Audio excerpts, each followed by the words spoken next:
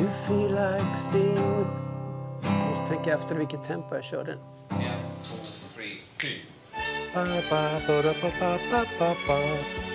It's the hook. It's just so catchy. Klockspel, ding, ding, ding, ding, ding, ding. Det ger ju en känsla av Disney, sagovärld. Det kommer stjärnor och gnistrar från himlen. Jag brukar säga att den här stora näsan är inte till för inte, utan den är till för att nosa upp hits. Det är skönt att låten är större än vad jag är.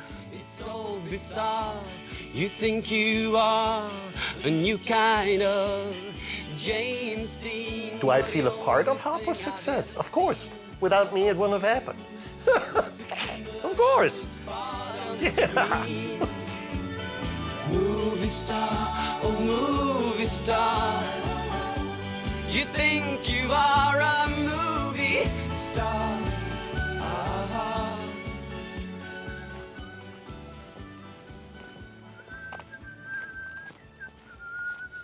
Ja, det är kanske svårt att tro. Men här går faktiskt en popstjärna som sålt flera miljoner skivor. Å andra sidan har det gått över 40 år sedan som Harpo och hans Movistar fick hela Europa att känna sig som filmstjärnor.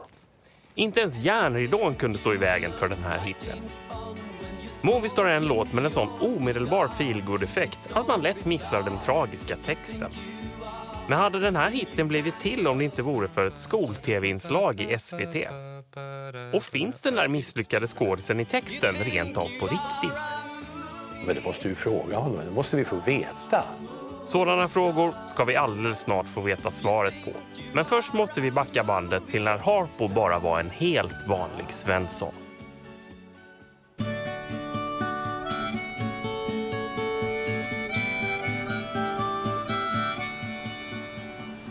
Jag hade kompisar som tyckte att du ska spela in en skiva. Jag sjöng ju alltid för mina kompisar sådär. Mycket i Bandhagen och så. Ja, men okej, jag kan testa det här med. Kanske göra en grammofonskiva ändå. Ja, det är tidigt 70-tal och Jan Svensson från Bandhagen jagar drömmen om att bli artist. Och redan på första försöket landar han ett skivkontrakt med den mäktigaste inom svensk musik. Abbas blivande manager Stickan Andersson. Men glädjen blir kortvarig. Hur det var så kom väl jag och Stickan ihop oss. Så att, det rann ju ut i sanden och vi blev ovänner så jag kände att det här kommer ju inte bli något mer. Artistkarriären verkar körd. Så Jan åker till London i hopp om att få jobb som låtskrivare istället. Och historien upprepar sig. Nytt kontrakt hos ny mäktig skivbolagsdirektör. I have 20 gold albums. Och kanske viktigast av allt, ett nytt artistnamn. För hos Mickey Most, där duger det inte att heta Jan Svensson. Jan Svensson, Jan Svensson. Ja, men that's a female name, Jan. Och det säger jag bara, Harpo säger jag. Och det är första gången jag använder namnet Harpo. Så jag signerar det med Harpo. Jag hade kallats någon gång för Harpo när jag var lite yngre sen. För det fanns ju bröderna Marx, det fanns Groucho, Chico, Harpo. Så att, då dök bara namnet upp. Och sen är jag Harpo. Det står i mitt pass, det står i allting. Så jag heter Jan Harpo Torsten Svensson. Men när Stickan Andersson får veta att han blivit förd bakom ljuset, då är han inte glad. När jag kommer in på hans rum i alla fall så blir han ju galen och skäller ut mig och säger att jag har inte skrivit några bra låtar. Jag var en sopa, jag skulle aldrig få göra en skiva och jag skulle aldrig slå igenom och så. Och då tyckte jag, men vad bra, då kan vi ju riva grammofonkontraktet. Och så gjorde han det. Och tände eld på det i någon liten askkopp och det började brinna sådär. Så det var slutet på det samarbetet med Stickan. Medan Harpos drömmar ser ut att gå upp i rök, väntar nästa möjlighet bokstavligt talat runt hörnet. För bara några kvarter bort från Stickan sitter producenten Bengt Palmers på skivbolaget EMI. Mitt minne är att min sekreterare kommer in en vacker dag och så säger hon, du, det står en kille där ute med ett gitarrfodral, han vill gärna spela en låt för dig. Ja, det låter ju kul, sa jag. Naturligtvis med inte så värst stor förhoppning att det skulle låta speciellt bra. Plocka upp gitarren och gör något.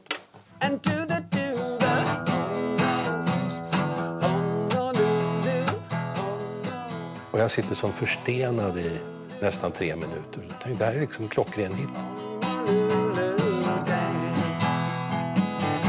Något sånt kanske det lät. Det var bara fram med agendan och titta, när kan jag gå in i studion eller vi kan gå in i studion.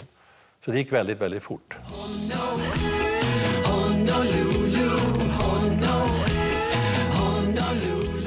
Ja, men visst. Direkt från gatan och in på 10 i topp. Harpo får även fler hits efter Honolulu.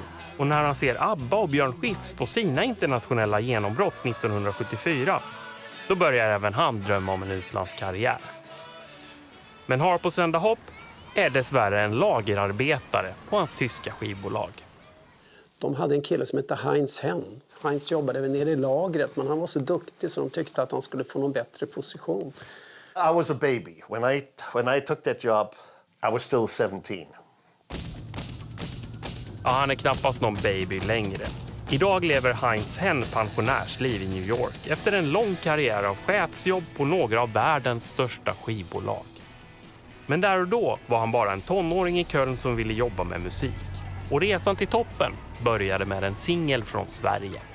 I was given every pile of crap that the other label managers didn't want to deal with. It all went straight into boxes and into the archive. Nobody even bothered to listen to the stuff. And that's where I came in. I'm sitting on the floor, I'm going through the drawers of the archive, and I come across a record called My Teenage Queen with the most hideous sleeve I have ever seen. So I listened to it, fell in love with it, thought it was brilliant, and I got lucky. So they let me release My Teenage Queen.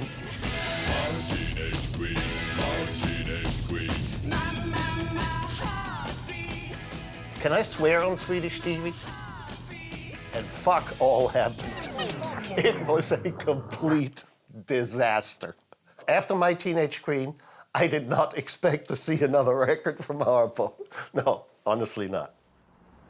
Hemma i Sverige är dock Harpo lyckligt ovetande om den tyska dunderfloppen. Det har hunnit bli 1975 och i Stockholm skrivs det tv-historia på flera håll. Dels när västtyska ambassaden kapas.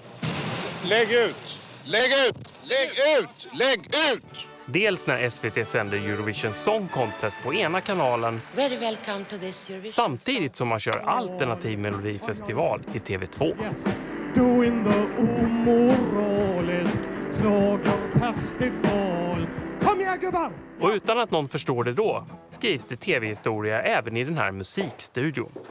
För när SVT vill göra ett skol-tv-inslag råkar de hamna mitt i skapandet av en riktig superhit. Det mesta är sig likt. Vi skulle vilja göra ett program som visar hur en skivinspelning går till.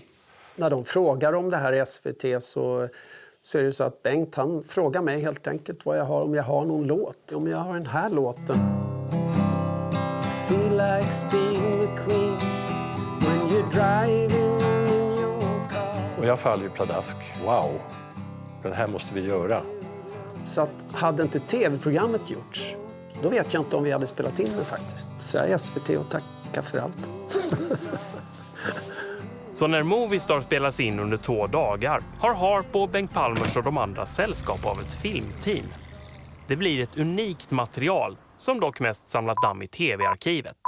Fram tills nu. Okej. Fill-inet i början ska gå på skinnen, va? I övrigt är det bara hi-hat och baskagel. Ja, just det. Sen... Vad lustigt, det här kommer jag inte alls ihåg. Är det jag som står där med elgitarr? Ja, banne mig, jag spelar elgitarr.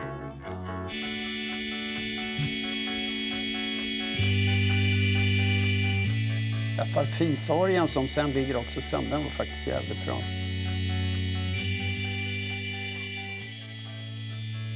Björn, kan backa upp och ta bara just innan refrängen här så får vi Sen repa är det. Frida och Lena Eriksson. Titta på Frida, vad söt. Åh, vad söt. Ja, ni ser rätt. Visst är det Anni-Frid Lyngstad från ABBA som kallats in för att köra. Anni-Frid gjorde sitt gig där enligt musikeravtalstariff. Jag vet inte vad den var på den tiden, men hon kanske fick 300 spänn för giget, jag vet inte. Att Frida är med och köra på den här, det är ofta en sån här som är med såna här quizgrejer i Tyskland och sånt där. Det är så stort för folk att liksom, och då sjunger hon i bakgrunden. Det är liksom en gudinna för folk. Movie star, oh movie star, oh och Lena Eriksson. Oj, oj, oj. Movie star, oh, oh. Alltså, vi ser ju rätt trista ut bägge två, måste jag säga. Det ser ut som vi kanske tror att vi är coola eller något, jag vet inte vad det är. Men vi ser verkligen trista ut. ABBA var ju inga stjärnor då. Och de har ju egentligen aldrig varit det i Sverige på samma sätt. Det var väldigt avslappnat sådär. Och så var det också mellan oss. Vi hade bara roligt. Movie star, oh, oh. You think you are a movie star, oh, movie. Det här är vad jag menar med Harpos unika röst. Igenkännbar som tusan och ingen kan säga han kommer från Skandinavien. No way. Påverkar någonting att ha tv där när ni skulle spela in sen? Ja, och det som påverkades det var ju att Bengt Palmer gjorde om hela inspelningen. Så när första inspelningsdagen är avklarad och man väntar på dag 2 då stråkarna ska komma in, då visade det sig att något har gått väldigt fel. Det lät inte bra. Och det var mitt fel. För jag hade skrivit arrangemanget, även för kompet. Och där spelade, som i 95 av 100 poplåtar, så spelar trummisen spelar 2-4 heter det. Så om baskaggen går 1, 2, 3, 4 så går virvelkaggen da.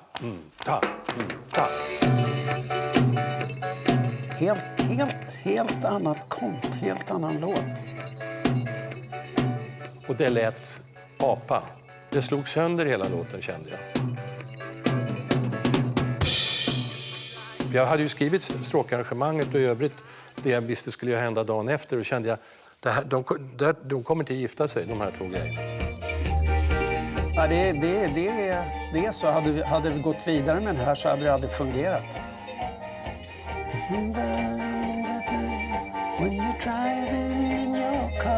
Lite spretig som det. Och i den här tiden är det inte tekniskt möjligt att bara ta bort ett ljud sådär. Nej, ska man göra om så får man spela in allt på nytt. Och nu är det bråttom. 10:00 kommer stråkarna och innan dess måste man hinna ta igen en hel dags jobb. Så dagen efter 6:00 så är ju vi i studion igen och lägger om alla instrument.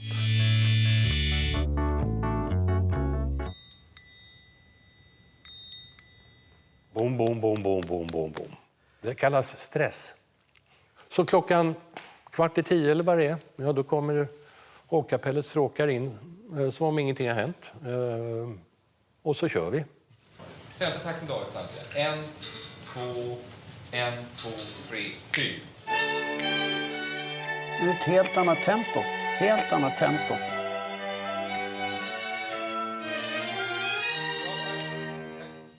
Jag vet att den förändring han gjorde från hur inspelningen lät, det var helt avgörande för att låten skulle bli som den blev. Nu har jag skrivit här i Åbån också den här grejen som vi ändrade på. Har jag skrivit istället för den här bim bam bam bam bim bam bam bam. Genom hela låten så är det exakt 4 identiska ackord som går hela tiden. Och då kände jag att här finns det ju risk för att det ska bli tjatigt. Så då tänkte jag så den hittade jag på för att ge ett instrumentalt utrymme någonstans. Vad har du nu förutom? Du har trummorna. Jag vet att när vi sitter här i studion och man ser mixningen, då kände jag att det här blir något speciellt. Det här ljudet, det blev ett ljud direkt. Oj, det här låter väl rätt bra, va? Och jag har tamburinen också. Och triangeln. Jag brukar säga att den här stora näsan är inte till för inte, utan den är till för att nosa upp hits. Nej, riktigt så enkelt ska vi inte ha det. För trots att tv-programmet sänds våren 1975 släpps låten inte i Sverige förrän långt senare. Och efter floppen i Tyskland skriker nog precis ingen i hela Europa efter en ny singel med Harpo. Ingen förutom vår tyske vän Heinz Henn. I heard it and I loved it. So I took it into the meeting, and I almost got thrown out the door when I played the track. Not a single person went, meh. It was all, meh. I was so disappointed. And I just wouldn't let go. And eventually I drove him so crazy that he said, all right, release the bloody record. But I'm telling you right now, that promo department is not going to work that record. And you're not going to get any money from me. I said, okay, deal. Under stora protester pressas skivan upp. Skickas till radio och det visar sig snart att Heinz inte var så fel ute. And the thing started gaining momentum. I said, oh, okay, all right. Ooh.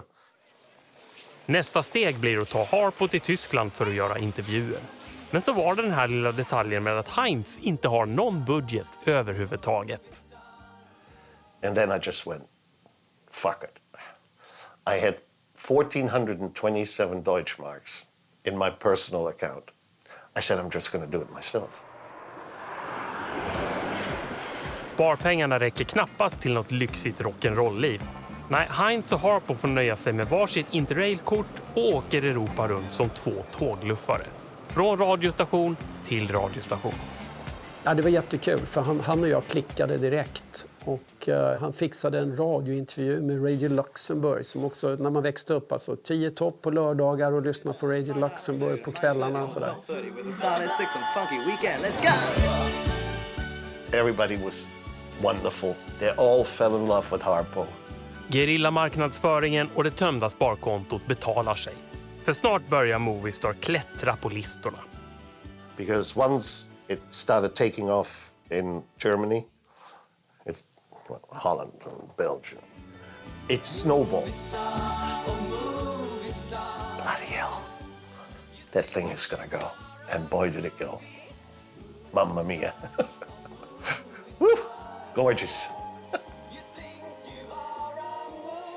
Can you believe it? Amazing music there. From Harpo, a Swedish gentleman who's going to have a big hit in Great Britain. If I've got anything to do with it, he most certainly will anyway. That's his new release. It's called Movie Star. Ja, nu är snöbollen verkligen i rullning över hela kontinenten. Och till slut når ryktet även hem till Sverige. Och får jag börja med att avlägga en djup och respektfull bugning för dina oerhörda skivframgångar i Europa. Det intressanta är att den blir en hit i utlandet först innan det ges ut i Sverige. Jag tycker det är jättekul. De vet i alla fall överallt på hela kartan nu vem Harpo från Sverige är. Ja, det är svårt att säga. Ja, inte minst i Tyskland så har de definitivt koll på vem Harpo är. Låten går inte bara upp på första platsen i Västtyskland. Nej, inte ens järnridån kan stå i vägen för Movistar. Harpo får till och med uppträda i Östtysklands, ja rent av hela östblockets största tv-program.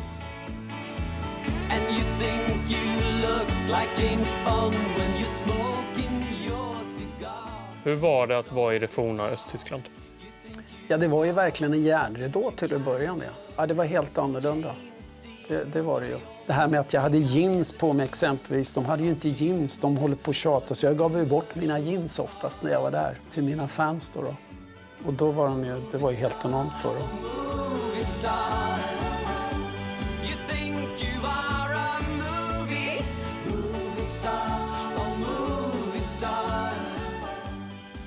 Och jag vet ju att jag blev intervjuad av någon från östtysk radio. Du vet att du ligger etta nu i Tyskland, va? I Östtyskland alltså, DDR. Jaha, vadå etta? Har ni listor? Nej, vi har inga listor officiellt. Men vi gör alltid en egen lista. Och det baserar vi på att folk skickar brev. Och vad de tycker om. Så att du ligger etta, säger han till mig. Så här, jättestolt över att kunna tala om att du låg etta. Etta på listan som inte finns. Ja, till slut når Movistar högst även på hemmaplan. Och blir också översatt till svenska. Men även flera andra språk.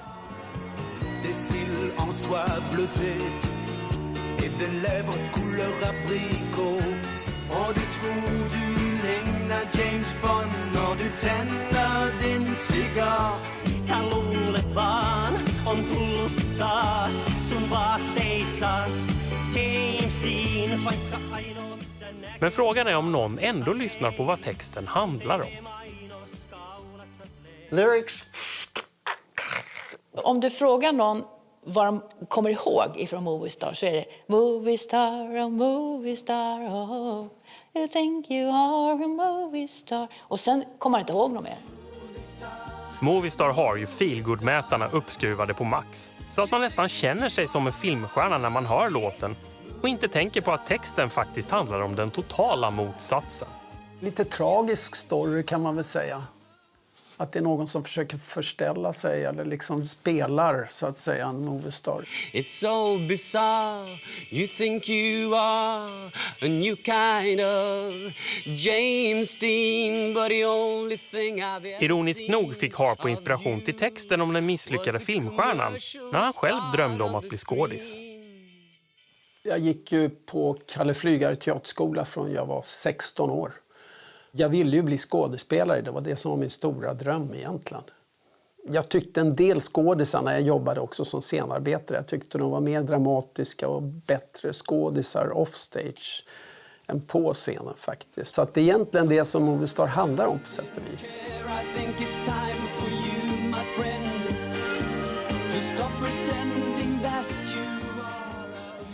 Vad var det som var idén till låten som gjorde till Movie Star? Jag har på spelat teater tidigare. Va? Det här handlar egentligen om en speciell kille som gick omkring och trodde han var Jarl Kull och så vidare. Men vad är det han säger? Den misslyckade skådisen i Movie Star är alltså baserad på en riktig person. Nu tänker du kanske att det vore lämpligt om Klabbe frågar Harpo vem det här är. Vi tar väl och kollar. Går du mycket på bio? Ja, igår gick jag 3 gånger på bio. Ja, det är en hel del. The movie fan who writes song Movie Star. Vem som helst journalist, vilket jag inte är, hade ju direkt... Vem var det? Nu är jag nyfiken, men jag är väldigt dålig på följdfrågor. Det här är en fråga som fortfarande inte har fått sitt svar. Den har liksom blivit hängande i luften i snart 40 år. Vem är det som är den här personen då? Kan vi ställa den frågan? Harpo, när du nämner att det handlar om en kille som du har som förebild för den här personen som vill bli movie star. Vem var det? Nej, det var faktiskt en kille som gick... han jobbade som scenarbetare också. Inte Kjell Bergqvist som också jobbade som scenarbetare. Nej, men jag kommer inte ihåg namnet. Det säger jag inte bara för att vara snäll. Men jag minns faktiskt det. Men vet den här personen om att det är han som upphov till låten? Nej, det är jag säker på. Nej. Men du sa att han också jobbade som scenarbetare. Ja. Vilken teater var det han jobbade på? Stadsteatern tror jag. Stadsteatern. Och vilka år jobbade du där? Ja, det måste jag ha varit. Stackarn, nu ska vi kölhala någon, hänga fram någon. Vem var det som gick omkring i korridorerna på Stadsteatern och trodde han var en stor stjärna? Det måste ju gå att ta reda på. Stadsteatern. Nu har jag jagat lite bland dem som har jobbat här sedan 70-talet. Det är ingen som kan komma ihåg detta. Roger? Nej men tyvärr, du har ingen namn. Det var du med Harpo, alltså det är så jäkla långt tillbaks, vet du. Men Stefan, ja det fanns en person, vet jag. Jag får ett ansikte framför mig. Du också alltså? Mm. Nej, vad han hette har jag inte en aning om. Svensson? Men jag är ledsen, jag kan inte hjälpa dig. Koncentrerar du inte på någonting annat så du får ingenting gjort. Sådana frågor får vi tydligen aldrig veta svaret på. I alla fall inte just nu. Om man ser det här så kanske han vet vem han själv är. Får han träda fram. Kom nu. Kom här. Så. Det här är 2 glada pensionärer. De ska fylla 18 år nu, båda de här 2. Så, nu var det slut. Ja, idag lever Harpo ett liv långt ifrån den stjärnstatus han hade i Tyskland under hela 70-talet. Då han fick fler hits även efter Movie Star.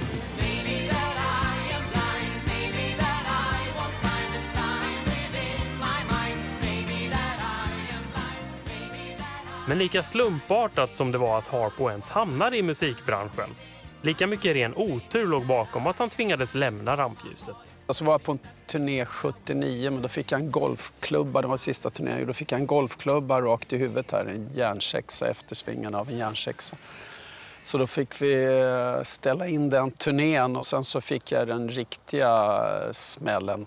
Jag satt i en sulky och tränade honom och han slog upp båda sina bakben. Och det var en riktig olycka. Då blev jag blind på höger öga, synnerven avklippt, luktsinnet är borta sedan dess. Och ja, det var en kraftig smäll. Så. Och det gjorde också att då levde jag ett annat liv. Jag levde då på landet och hade hästarna. Trots olyckan vann kärleken till hästarna över musiken. Harpo syns idag oftare på travbanan än på scen. Men Movistar har ändå levt vidare.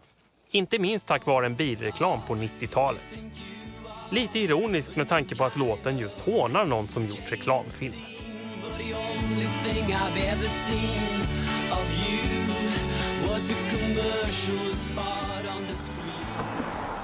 Ja, i Sverige så betyder ju det att den gavs ut som singel, gick upp på till och med försäljningslistan, låg där en 20-30 veckor igen, vilket gör det till en av de mest som har legat längst på alla såna här listor i Sverige.